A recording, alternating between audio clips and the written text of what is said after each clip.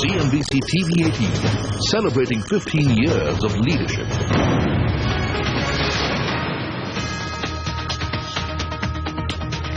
The government's Ordinance 3 continues. Cabinet clears amendments to the Land Acquisition Act PPP projects exempt from consent clause and social impact study. Compensation clause remains unchanged. You heard it first here on October 31st. That's not all. The government also makes changes to the Arbitration and Conciliation Act through an ordinance in a bid to improve business sentiment. The government wants arbitration as its preferred mode of settlements, sets time frame to speed up the process. Yet another ordinance to make changes to the Mines and Minerals Act is in the making. Government plans to assume some discretionary powers over states and plans to make auction mandatory for 70 major minerals. That could happen later this week. India's financial system is vulnerable to reversal of portfolio flows, warns the RBI. Also worries about capital requirement and asset quality of banks in its financial stability report. The government makes yet another push for its Make in India campaign. Prime Minister calls for manufacturing with zero defects in a one-day workshop with state governments and industry representatives.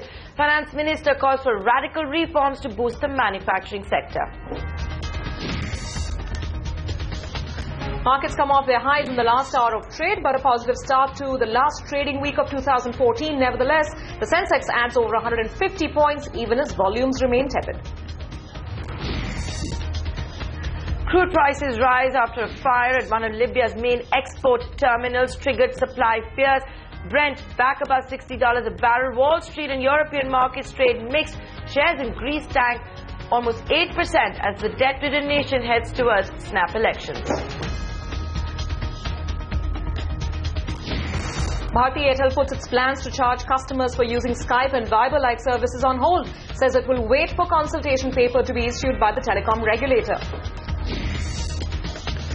And from private equity to government policy to real estate, we get your roundup of the year that has been. Hi.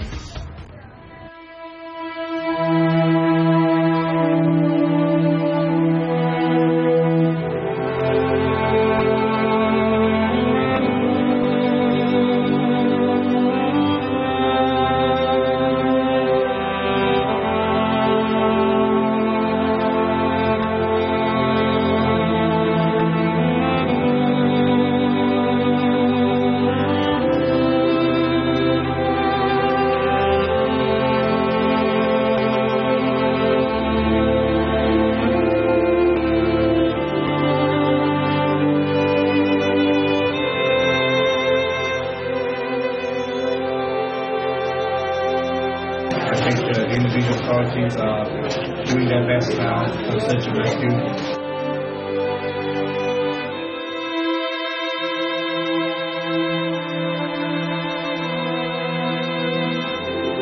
We don't want to speculate. Right now, of course, they've been missing for 12 hours and there's a huge sense of depression here, but we'll stay strong.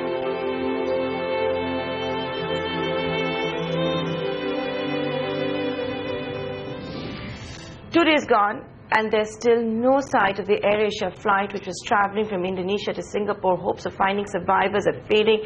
Bad weather hampers the search efforts. It's been a terrible, disastrous year for aviation, really, Nandara. On this particular flight, there were 162 people on board. It has been quite a tumultuous year for the industry, and Malaysia in particular, of course. So we're talking about Malaysian Airlines and now AirAsia. What is with these Malaysian-based airlines? That's, of course, been something that's been trending on Twitter as well. Well, on that rather tragic and somber note, we welcome you to India Business Hour. Thanks for joining us. Subhi Upadhyay with me. Nandara, well, let's kick things off with all the day's trading action. In fact, if we talk about the markets and how they've started off this last week of 2014, it's been a rather positive start. The holiday mood, however, is very palpable on the street. Volumes remain quite tepid. The Sensex gained over 150 points as it remained comfortably above the 27,000 mark. The Nifty also added over 40 points, but some of those gains got pared down in the last hour of trade. Midcaps managed to outperform blue chips today, with the midcap index gaining over 100 points. More on the markets a little later on the show, but the top story this evening, the uproar in the Rajya Sabha may have blocked some crucial economic legislations, but the government's ordinance spree continues unabated. After the ordinances on insurance, coal and motor vehicles, the cabinet today cleared an ordinance to make land acquisition for projects which come under the public-private partnership route easier. CNBC TV18 was the first to report on the proposed changes to the Land Act as early as the 31st of October this year. Now, earlier, PPP projects needed 70% consent from landowners. Now this clause has been done away with for PPP or public-private partnership projects. Also, PPP projects will be exempt from the social impact assessment, but the compensation clause has not been watered down at all. It remains unchanged. Here's the Finance Minister explaining the rationale behind the move. The compensation R&R interest of the farmer is paramount. So we have retained all the liberal provisions and extended those provisions to the exempted acts. At the same time, eased the procedural requirements. That's the Finance Minister talking about an ordinance to amend the Land Acquisition Act. There have been 3 ordinances last week: Coal, Insurance, Motor Vehicles Act, amendments to the Land Acquisition Act, and the other big one, the promulgation of the Arbitration and Conciliation Ordinance for improving the ease of doing business. Harish Salve, a senior counsel at the Supreme Court, a former Additional Solicitor General, also joining us here on CNBC TV18.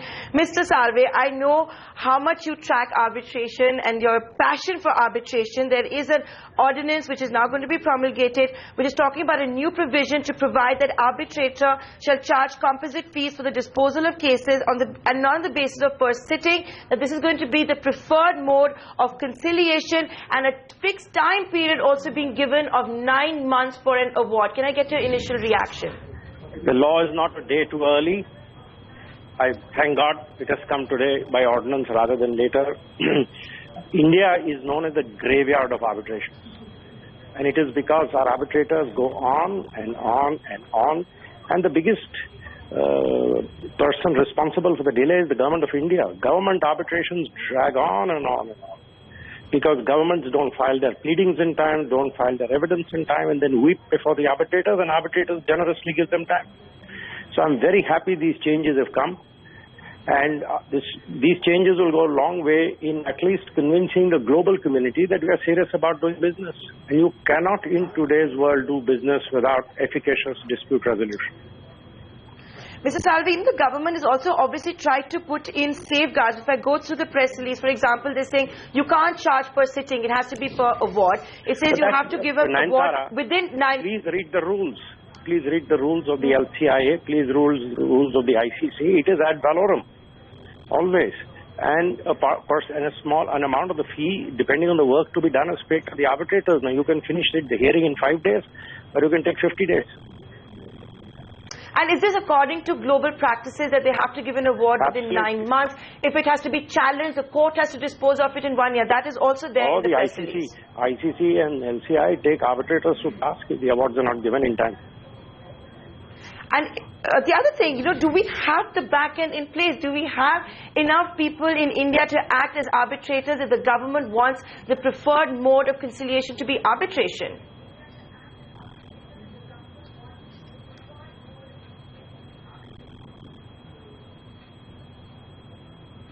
Mr. Salve, I was asking you that do we have the back end in place?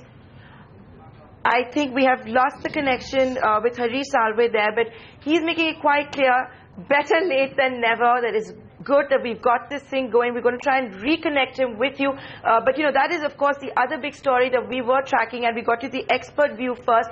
But this is the 5th ordinance in the last 10 days that has been approved by Cabinet. So you had insurance, coal, the Motor Vehicles Act, the amendments to the Land Acquisition Act, and this one to improve the ease of doing business, to perhaps improve business sentiment. And like Harish Salve was saying, one of the biggest first people to drag on litigation is actually the government. You have in PSUs fighting with each other, intergovernment departments, litigation that carries on and on and Absolutely. on. I think, Nayantara, the fact that they've made some very interesting, time-bound, rules as part of this ordinance, perhaps that will really speed up the process. Actually, let me get Mr. Salve back on this subject.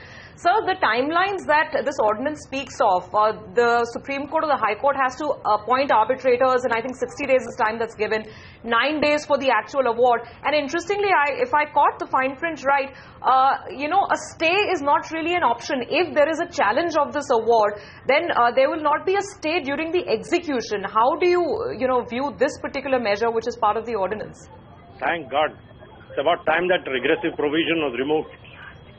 But the important thing, Nayantara, the ordinance was all very well. We have to see changes on the ground. In the Reliance arbitration, 2 months have gone by. Judge Kirby has been writing to the government of India. They don't even reply to his letters. We have to now see government of India getting serious about its own arbitration. But Mr. Salve, are there enough people to act as arbitrators in India? Because more than enough. See, we have an obsession of appointing retired judges as arbitrators. Nowhere in the world is that so. And once you start appointing lawyers as arbitrators, you will have professional arbitrators.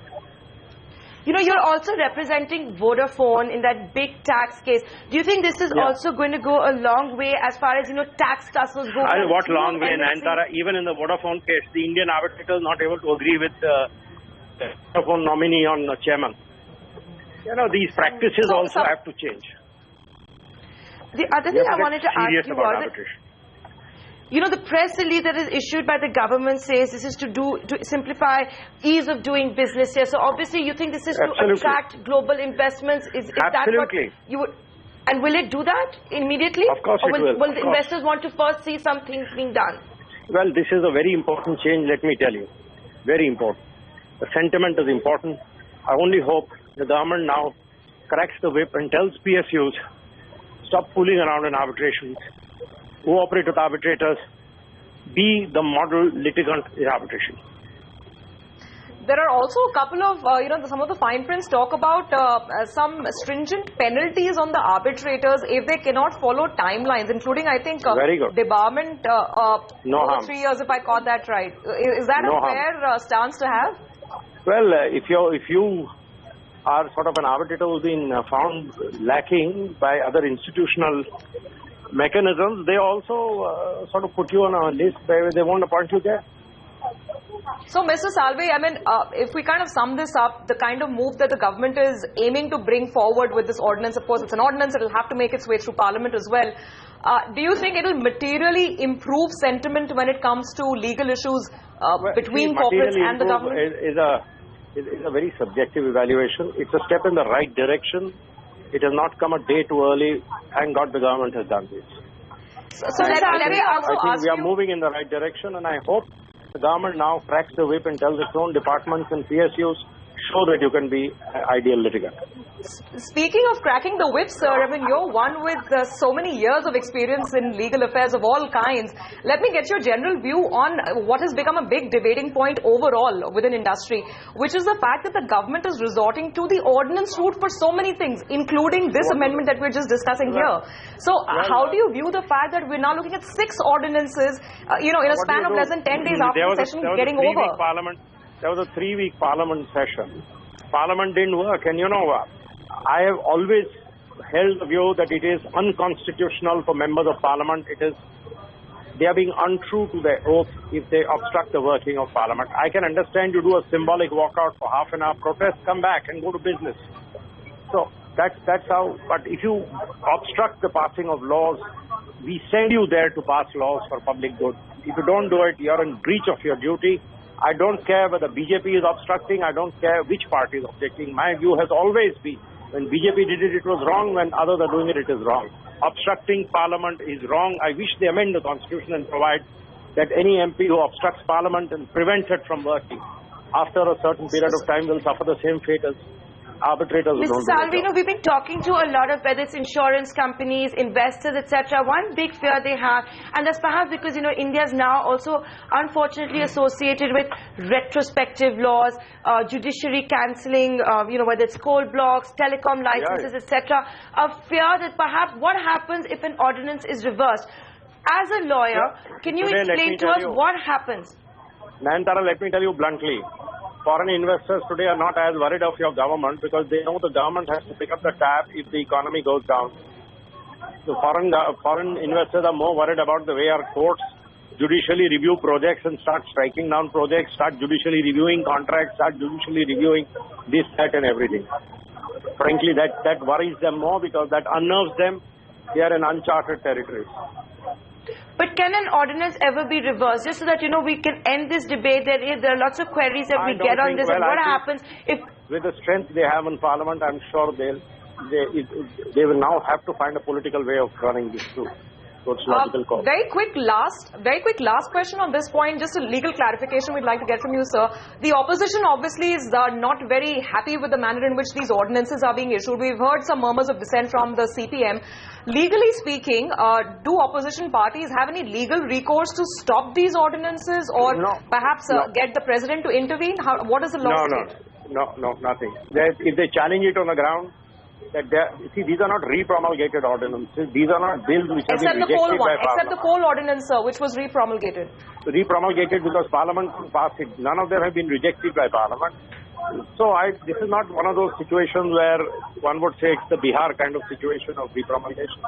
I don't think any court is going to strike these ordinances down only because they came as ordinances. This is a political problem. It has to be resolved politically. Mr. Salve, just a hunch that you may have, I want to just get you on that. Nothing has been said in the press release, but all this litigation which is dragging on between various government departments, between various PSU or PSU and a private player, do you think the government might encourage them that, why only future, retrospectively also, you guys also go for arbitration? It's that will be a very positive step. Very positive. Thank you so much, Mr. Salve, for taking the time out to talk to us here live on CNBC TV 18. That's Harish Salve reacting to the latest ordinance that has been recommended for promulgation by the government. It has to do with arbitration and conciliation, how that should be the preferred mode of conciliation now followed by the government. Safeguards being put in place that an award has to come within 9 months. If it's challenged, a court has to dispose of it within 1 year. Harish Salve is saying it's an excellent move. It should get things going, get sentiment to improve as well. Now, Nayantara, I think that was also an important clarification. It seems that right now, Mr. Salve's legal opinion, that nobody in the opposition can really challenge all the ordinances. They will go through. There's nothing illegal that the government is doing by taking the ordinance route to govern. And also the fact that it cannot be reversed, which is something else that he said, because it is an ordinance. But what we can perhaps bet on is a very, very stormy budget session of Parliament. I think we can safely guess that. Right, so now let's take you through the specifics of what all the government had announced. Ritu Parnabhiyan was busy tracking the briefing by the finance minister, now joining us live here on CNBC TV 18. Ritu.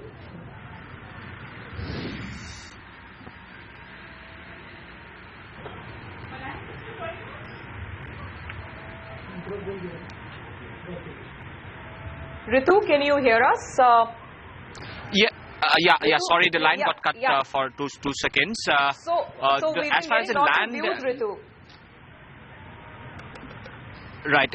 Let me first talk about the ordinance on land. There are key significant aspects to it. Firstly, there are 13 central acts related to roads, railways, ports, airports, which are used to basically acquire land. So those are exempt from the current Land Acquisition Act. That exemption was finishing on 31st of December, this 31st. Through this ordinance, now those exemptions have been extended till perpetuity. That is point number one. Point number two is that as far as compensation, resettlement and rehabilitation is concerned, for these 13 exempt acts, that has been bought at par with other sectors, which means that if you want to build a road or a railway through the PPP mode or even an airport, then you will have to pay the same amount of compensation as being paid by private parties or in other sectors. Last but not the least, which is a step which I would believe the industry would welcome, and that is that 5 sectors have been identified which include defense, PPP projects in infrastructures, as well as rural infrastructure projects, low-cost housing. In these 5 sectors, you will have no social impact study and no consent, which was a huge big headache for the industry, because some of them were in fact willing to pay at the enhanced rate as far as land acquisition is concerned, but the SIA, that is a social impact study, and the consent clause was coming in the way of swift implementation of procurement of land. It was in fact coming in the way of even private procurement of land. So clearly the last point the industry will definitely welcome. With that, it's back to you. Right. Thanks, Ritu, for joining us with those details. Ritu has had a long day tracking all of the ordinances that have been cleared by the Cabinet, 2 of them today. And guess what? There could be another one later this week. The Mines and Minerals Development and Regulation Act could also see changes via the Ordinance route. Centre planning to amend the Act for Mines and Minerals, giving itself some discretionary powers over state governments. Anshu joining us with those exclusive details. Anshu, what's the Cabinet proposing, or what's the senior leadership in the government proposing as far as that ordinance goes?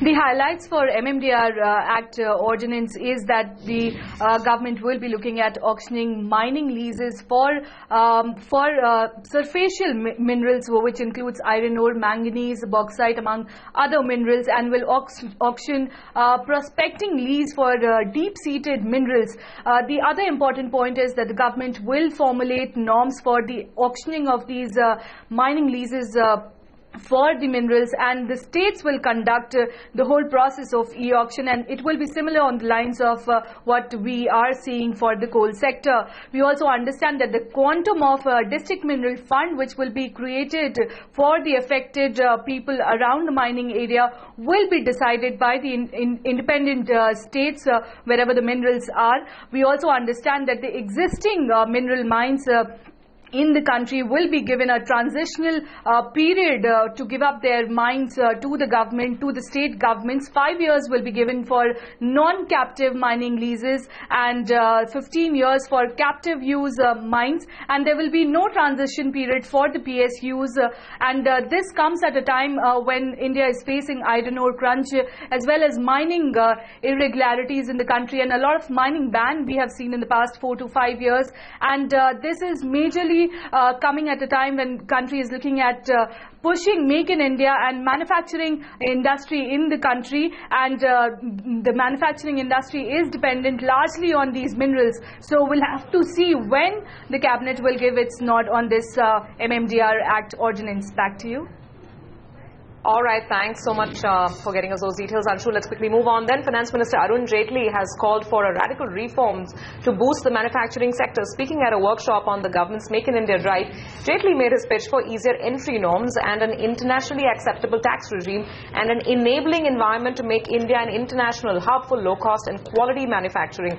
Jaitley warned that measures should be taken immediately, otherwise India will become, and I quote, a nation of traders rather than a nation of manufacturers, unquote. Officials of the state and central government along with the industry representatives participated in the day-long workshop, and the Prime Minister spoke at the workshop just a short while back. He called on the industry to make in India a dream success but with zero defects.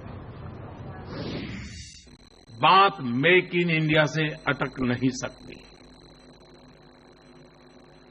हमारी कोशिश उससे आगे हो. हम दुनिया में India brand कैसे develop कर सकते हैं. अगर दुनिया में इंडिया ब्रांड डेवलप करना है तो मेक इन इंडिया, उसके साथ एक हैशलाइन लगेगी, जीरो डिफेक्ट. अगर जीरो डिफेक्ट नहीं है तो हम ग्लोबल मार्केट में अचीव नहीं कर सकते. Manufacturing remains a major challenge. And this is a reality we have to accept. The last 2 years witnessed an economic slowdown. This year may be somewhat better, the next year may be further much better. But manufacturing across, unless radical steps are taken, continues to remain a challenge.